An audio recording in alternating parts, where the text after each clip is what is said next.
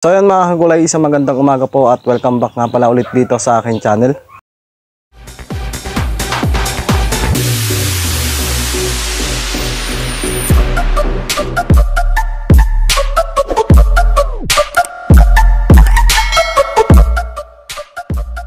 So today's video natin mga kagulay ay mag-a-apply po ako ng Kojak dito sa aming Sultan F1. So ito po yung tinatawag nilang ansal sa ibang lugar. So mag-apply po tayo nito at medyo yung aming sultan o silihan ay medyo dinamo. So sa ngayon mga kagulay, apply na namin to dahil medyo umihinto na nga yung hanging amihan. At sa balita nga po sa TV o napanood ko sa TV, medyo maaga daw mawala ito. So ngayon nga, samahan nyo ako mag-apply nga nito dahil i-sprayan ko nga po yung gitna niya dahil medyo malalaki na nga ang damo. Turo ko po sa inyo kung paano gamitin itong Kojak sa ceiling sultan. Pusin itong video na to para po kahit paano magkaroon po tayo ng konting ideya kung ano po ang pwede natin i-apply sa ating ceiling sultan. Ayan, so yun mga gulay, tara po at samahan nyo ako.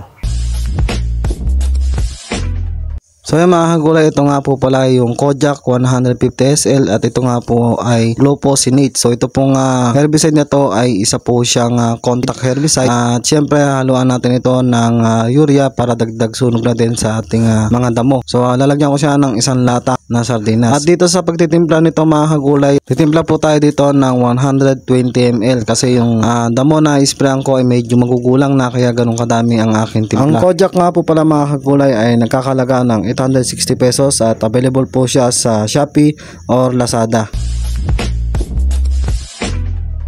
So yan mga kagulay, ito na po yung aking i-sprayhan ng Kojak. Kung mapapansin nyo nga medyo matanda na yung damo at malalaki dahil nga dito mga kagulay hindi kami makapag-spray dahil nga po sa lakas ng hangin. So ngayon maga lang talaga na taunan na malang hangin, nakapag-spray na nga po ako nito sa gitna dahil ito mismong puno naman niya ay papadamuhan namin pagka ito po yung nakita namin yung epekto ng Kojak. So mga nagtatanong sa akin kung ano nga bang pwede nating i-spray dito sa mga ansal, ito po yung recommend ako sa inyo pamatay damo na talagang subok na po namin. Kung makikita nyo sa pag-apply ko nga medyo sa gitna lang ating tutok. Iwasan po natin na tumama sa dahon dahil dito nga po ay magkakasunog siya. Pero kung hindi talaga may iwasan mga kagulay, huwag kayo matakot kasi wala naman siya epekto sa ugat. Wala din po siya epekto sa talbos pagka tumama po ito sa dahon. Hindi ka po ito katulad ng mga systemic na herbicide na pag tumama sa dahon, hanggang ilalim na po ang kanyang nagiging pagdilaw. Kasi yun po ay yung mga systemic at delikado po sa ating mga silihan. So ito po ay contact herbicide lang po. Ito pong pamatay damo na to ay safe na safe po ito i-apply sa ating mga gulay. Kaya ito po ang ating bilhin, wag po tayo mag-apply ng mga systemic kahit sa anong gulay para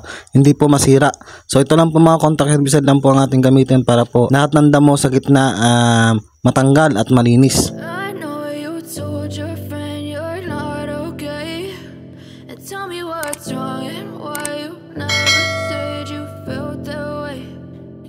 Try to stay strong and fake a smile until I look away.